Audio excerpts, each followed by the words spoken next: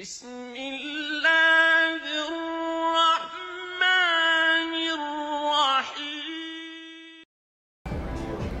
Well, if we define the gospel by the texts in here, Okay. let's say 1 Corinthians 15, 1 through 4. Okay. If we define the gospel by that, Okay. and a Muslim friend of yours leaves Islam Okay. and says, I'm now a Christ follower. Okay. Now, use the word apostasy. You use that word?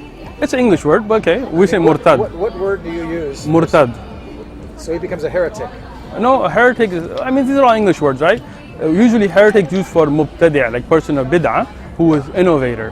But we say the word murtad. Murtad means somebody in English would be who becomes an apostate.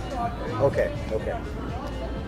So you're saying like I'm in Balboa Park, I see a Muslim who used to be a Muslim guy, tell me, hey, I don't believe in Islam anymore, I'm a Christian.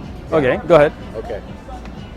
So, I mean, are you asking me what I would... Do you believe that if you believe Allah and Jehovah and Yahweh are the same God? Okay.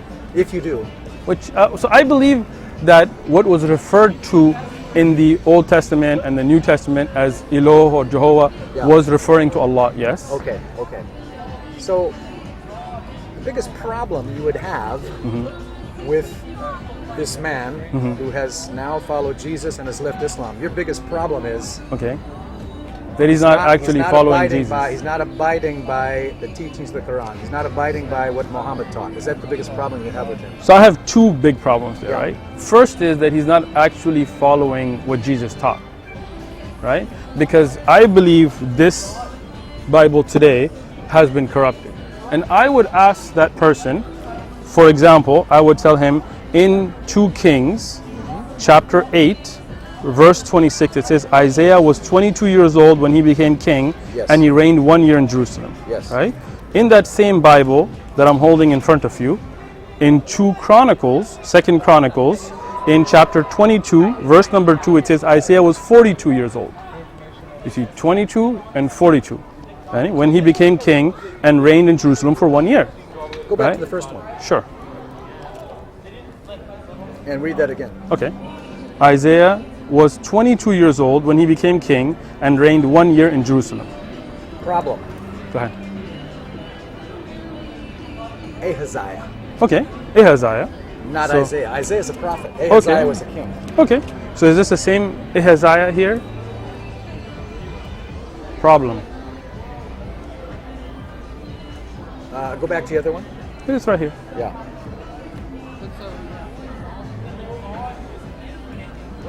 That's a problem, yeah. It's a problem, right? So let me show you a few more since we're here. Yeah. And I'll let you pronounce them for me. Jehoiachin, is that correct? Jehoiachin, yeah. Jehoiachin. How old was he here? I'll let you read. He was 18 when he became king. Okay. So, is this the same Jehoiachin? Can you read it, please? Yeah, Jehoiachin was 8 years old when he became king, and he reigned in Jerusalem for 3 months and 10 days, and he did evil in the sight of the Lord. So 8 or 18, 22? Isaiah and more than one No. There are not. Okay. So, I mean, I can keep going. There's a bunch here. But the point being that I believe this has been corrupted, and I would tell that Muslim that if you want to follow the true message of Jesus, right, then you should follow what was uncorrupted, right, what was preserved. And we know about the Council of Nicaea, as I'm sure you know about. Yes. We know about the original writings that were in Aramaic that are no longer there. The earliest writings we have today are in Koine Greek, a language Jesus didn't speak himself, right? He was an Aramaic speaking man. Not the case. Actually, he spoke in Koine also. He spoke Koine Greek? Oh, yeah. Regularly, like to his followers? Yeah. I have not read that anywhere. Where did you find that? I've had... I mean, his actual language was Aramaic, right? Well, among his Hebrew countrymen, yes. So he lived in Greece as well? No. See, when Alexander the Great conquered the known world, he required all his conquered nations to learn Koine Greek as the language of commerce and letters. But that didn't continue because Alexander the Great came all the way to northern Pakistan where we have, and nobody spoke Koine Greek. He went through Egypt. I'm from Pakistan, bro. Well, I'm just saying, do you have historic evidence that Jesus himself spoke Koine Greek? Yes. Okay, could I see that? Yes, I will. I could show it to you. Okay, Yeah. but the original writings of his followers were in Aramaic, right? No, Koine Greek. Koine Greek. So the Mark, Matthew, John we have here, are these the original apostles? Oh yeah. Because when I research this, and I'd love for you to look this up, Yeah, sure. even if you go to Wikipedia and look at the references from there onwards, Sure. you will find that all of those authors agreed that these are not those original apostles. These were written around 70 years after Jesus. Well, they were eyewitnesses and eyewitnesses of eyewitnesses. Okay, so they were not the original eyewitnesses. They were, but they didn't write at the exact time of Jesus. They wrote a little later. About 70 to 100 years. No. Look it up. If Jesus was resurrected at year 30 or 33, then they wrote 38 to 40 So years let's later. look this up while we're here. They wrote 38 to 40 years later. Okay, so let's just, since we're here. Yeah.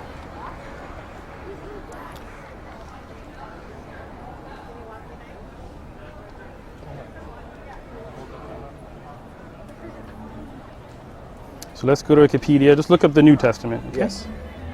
So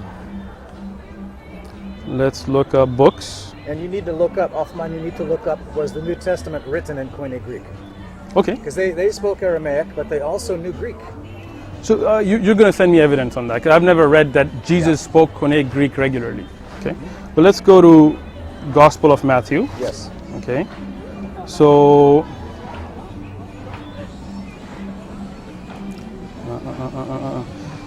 range of possibility was written 70 to 110 years AD. Yes. So that's a 70 to 100 years, as I said, after Jesus. No, you got to subtract 30, because Christ was resurrected at age 30 to 33. Okay. So if you subtract 30 to 33 Okay. from 70 to 100, So you get to what? you get 70. 40 you to, get 40 to 70. to 70. Yeah. So 40 to 70 years after Jesus. Yes. Okay. Okay. Um,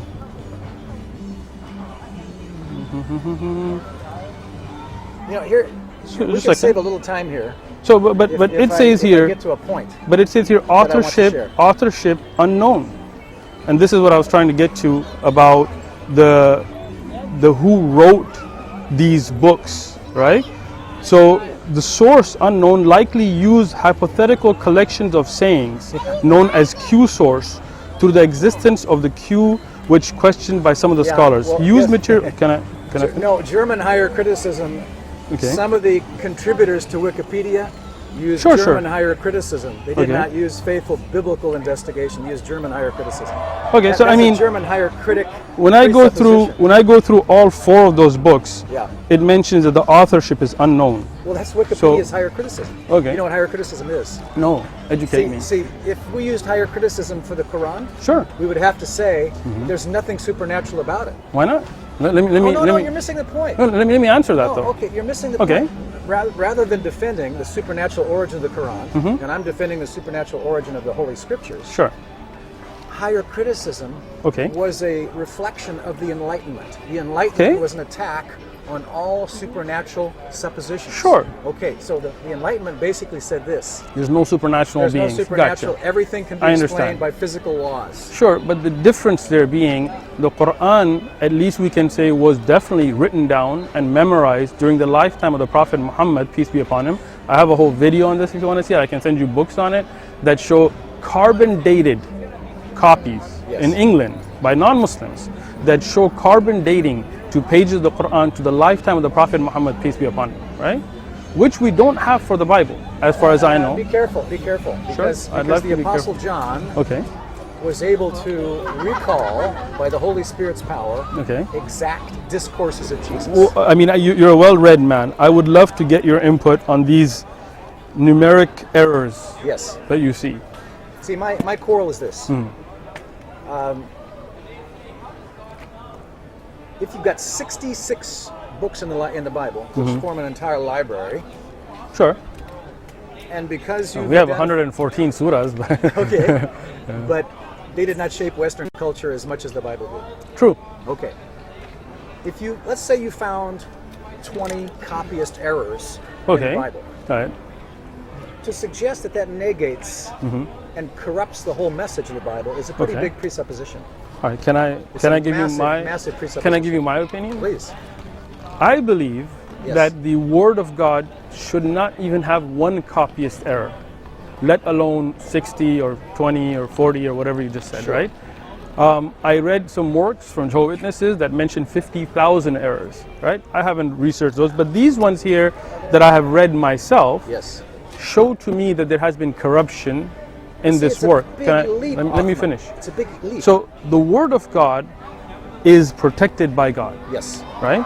So if you have a Quran, great. If you don't, take one. Yes. I don't see a single error in here.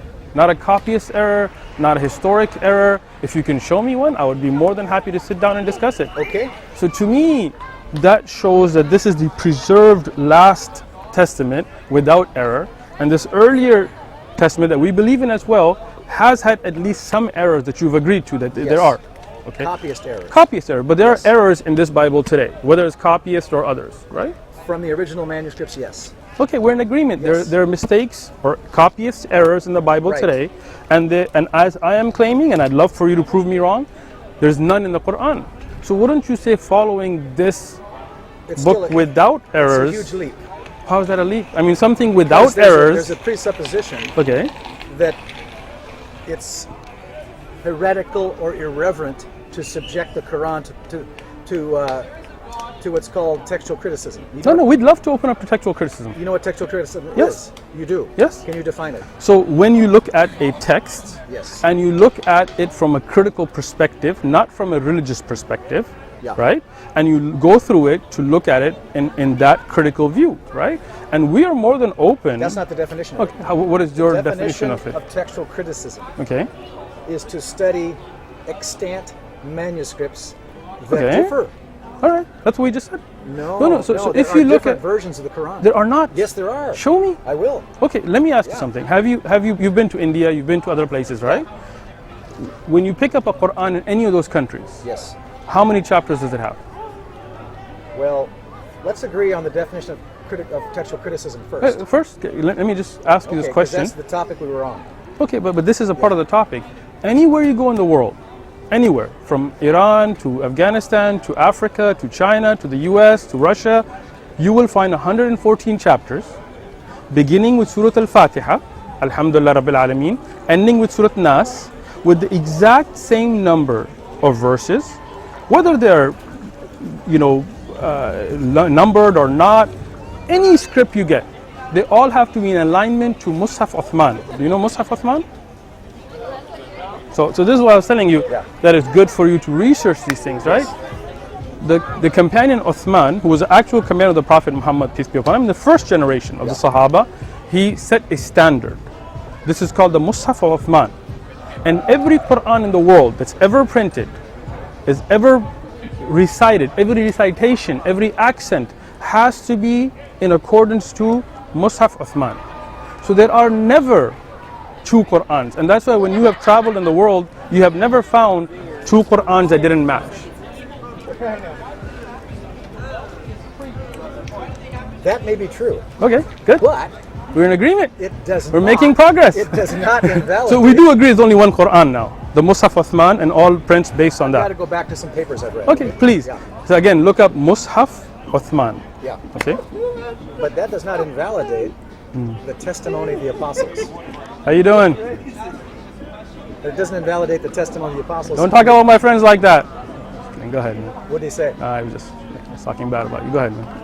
But that doesn't invalidate the testimony of the apostles who bore witness. Okay, but there is a good Who bore witness. excellent of point. the crucifixion of Jesus. Let me ask you a the question. resurrection of Jesus. Okay, let me ask you a question. Yes.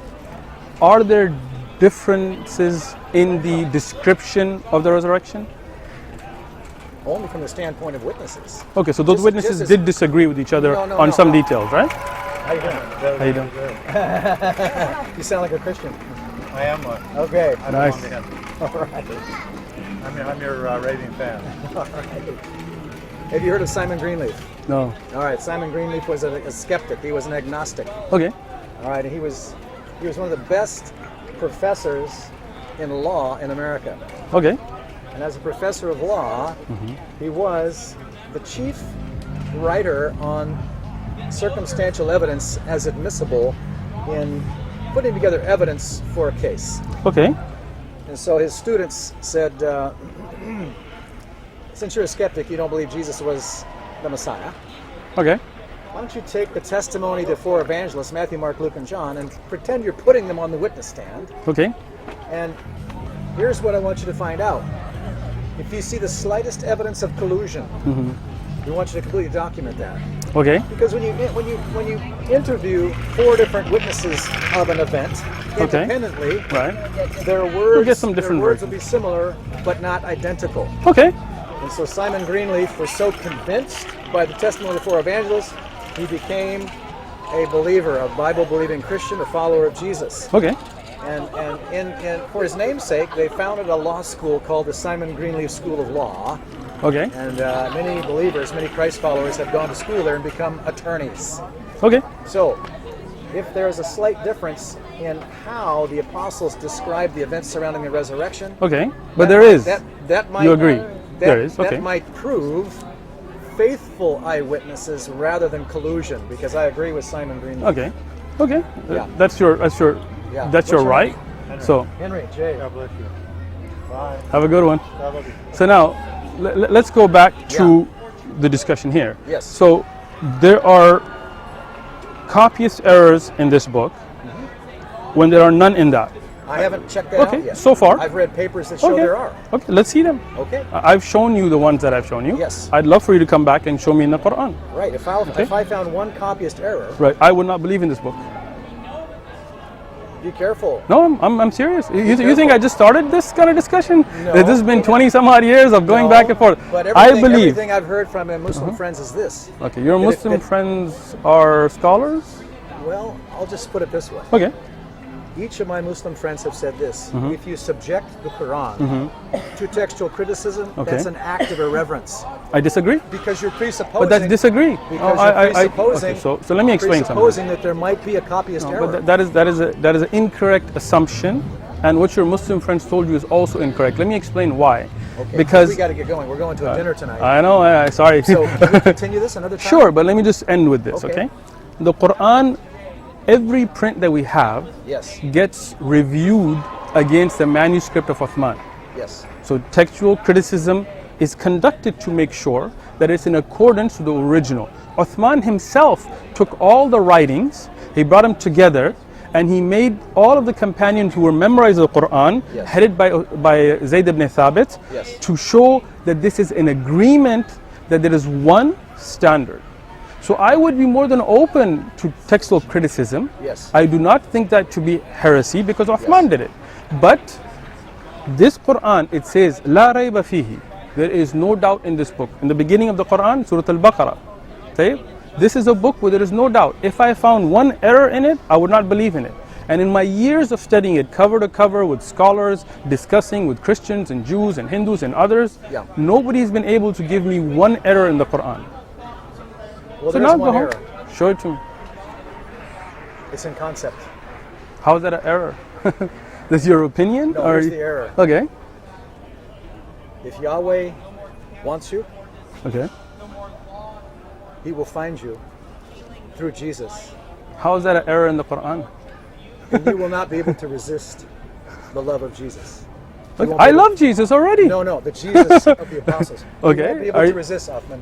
Okay, You will not be able but to this is resist. not an error in the Quran, and you know that. It is an You're just error making in a terms of- you know that that's a philosophical There's a argument, philosophical right? error, because It's to not, it's an suggest- error in your mind and in your thinking, not in the Quran. Because Okay. the cross of Jesus Christ is the very center of why the Bible was written. Now, If can you show take- me the if you cross? If you take that away, Okay, if you so- take that away, So the you have point nothing. is You have that this is nothing at your all. own mindset. This is not an error in the Quran. Right? This is your opinion. And you are wrong, and your opinion may be wrong, but the Quran does not have any textual If errors. Jesus wants So you, He's going to find you, Uthman. I appreciate He's your going to time, find and you. I hope that you will actually research and keep in touch with me, and Yeah. I'd love to continue. Please feel free to Yes. get a Quran, and Yeah. feel free to look through it, and if you find anything, I'm open to discussion. Don't think Hey, you're, thank you for your civility. and thank you for your patience. Okay. Have a nice day. All right. Thank you.